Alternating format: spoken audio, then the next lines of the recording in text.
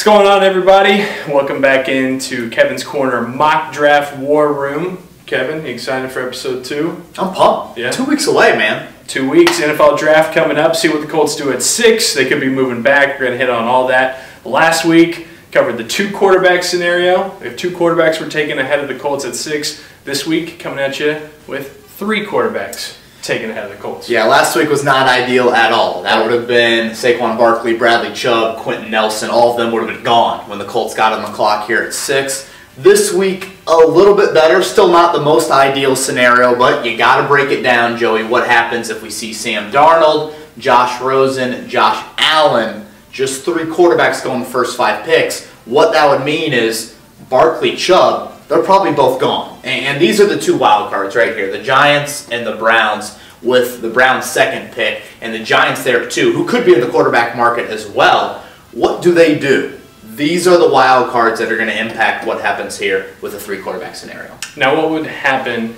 if, let's say, one of these guys isn't taken? Maybe there's a surprise pick, mystery pick at 4 instead of Saquon Barkley. I mean, you would hop all over whoever is there. You would take the Chubb, you would take the Barkley. If one of those guys fell, like let's say, and we'll look at that next week a little bit more, let's say a 4th quarterback goes. Does Baker Mayfield join these guys in the first 5 picks? But for now, this is how the board's going to look. 3 quarterbacks in the first 5 picks, and let's say both Barkley and Chubb are off the board. Okay, so let's say both of those things happen this week.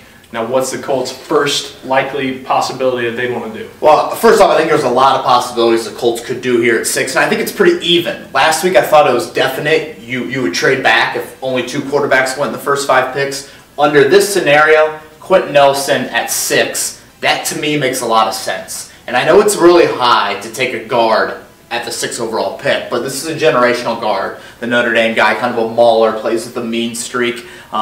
He's New Jersey tough, one of those guys that when you look at the NFL rankings of guards, he's one of the highest we've seen in the last 15, 20 years. So I think Quenton Nelson at 6 makes a lot of sense, Joey. We saw in free agency, the Colts really did not address guard really at all, guard or tackle. Right. And I think when you look at the future of this line, so many questions still remain. So I think Quenton Nelson at 6 makes sense. Having said that, remember at the owners' meetings, what did Chris Ballard say? He liked the depth of the guard position in the 2nd or 3rd round. So that's something to keep in mind if this scenario falls out. A little bit of a smoke screen there from Chris Ballard? Could be, okay. For sure, because we saw him at the Quenton Nelson Pro Day. Right. You know, one of the few Pro Days we've seen him at just a couple weeks ago. Okay, so let's say that Quenton Nelson isn't their guy. Maybe that's too high for a guard to go for them. What do they do next? Well, we've talked about this mystery player, Joey, and I think that's where the best defensive player comes into play here at number 6. Is it too high for Roquan Smith, the Georgia linebacker? Is it too high for Derwin James, the Florida State safety?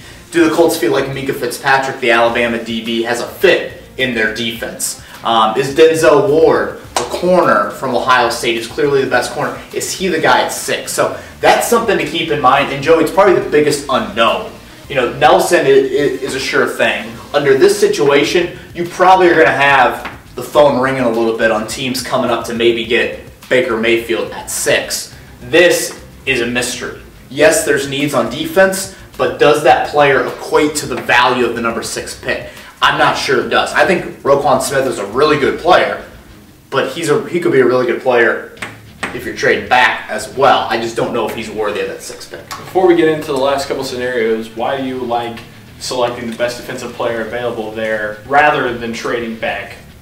So to be a Denzel Ward or a Derwin James, why do you like that at 6 compared to trading down to get them? Yeah, there's still something about getting that premium player. And I know that defensive player probably doesn't equate exactly to the 6th overall pick, but I think there at 6, whether that be a Ward or whether that be a Derwin, something like that, I still think that value is a little bit better than trading back. I need to see the packages, though, from Buffalo and Miami before I give you a definite answer. And unfortunately, we aren't going to know that until the Colts get on the clock here 2 weeks from Thursday night. But there is that unknown for sure. I think you could group these 3 really, really close together in terms of even shuffling them 2, 3, and 4. Now, your last scenario you have here, 2 trade back scenarios. Number 3 with the Bills. Why the Bills at 3?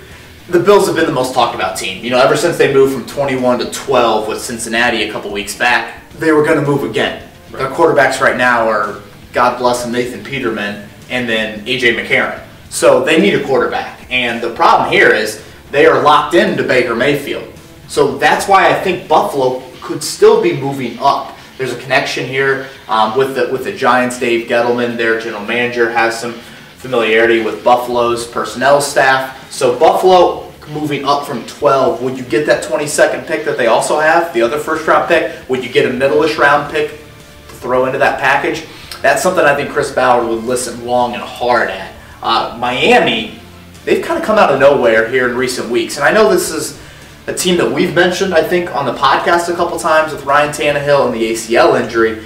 But them at 11, they probably aren't in an immediate quarterback need. But if they've fallen in love with one of these quarterbacks, and let's say one of them falls, whether it be Allen or Mayfield, and all of a sudden when the Colts get on the clock at 6, there's a quarterback there that the Dolphins love, maybe they come up. The problem here, Joey, is they don't have that additional first-round pick.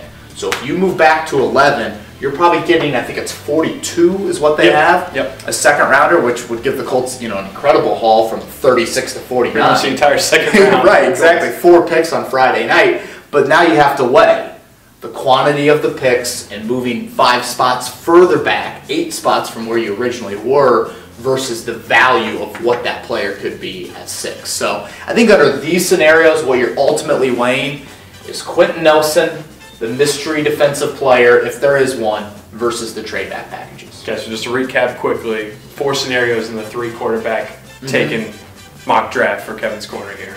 Quenton Nelson by far one, and I think you can group these 3 a little bit closer together, and honestly it's a little bit more interchangeable. You just got to see the packages of what Buffalo and Miami could potentially offer. Overall though, is this a better scenario than last week? Still not the best one for the Colts? Better, definitely, and we should mention, maybe Nelson is in play at 2 or 4. I mean, Cleveland's got to retool their O-line a little bit with Joe Thomas hanging it up. I know Nelson isn't a tackle, but maybe you get a runner there that you got Carlos Hyde in free agency, so you don't need the runner in Barkley. Maybe it's Nelson that goes there for your O-line. Maybe Nelson is in play at 2, or maybe the Giants move back a little bit as well. So that would be, if Chubb or Barkley fell, then that would skyrocket onto my possibility list. So next week we're going to have the 4 quarterback scenario. What some would say, a lot would say, probably the best possible scenario for the Colts coming up a week from tonight, or 2 weeks from tonight in the NFL draft. So be sure to check out Kevin's Corner, 1070 The Fan, iTunes, and Stitcher.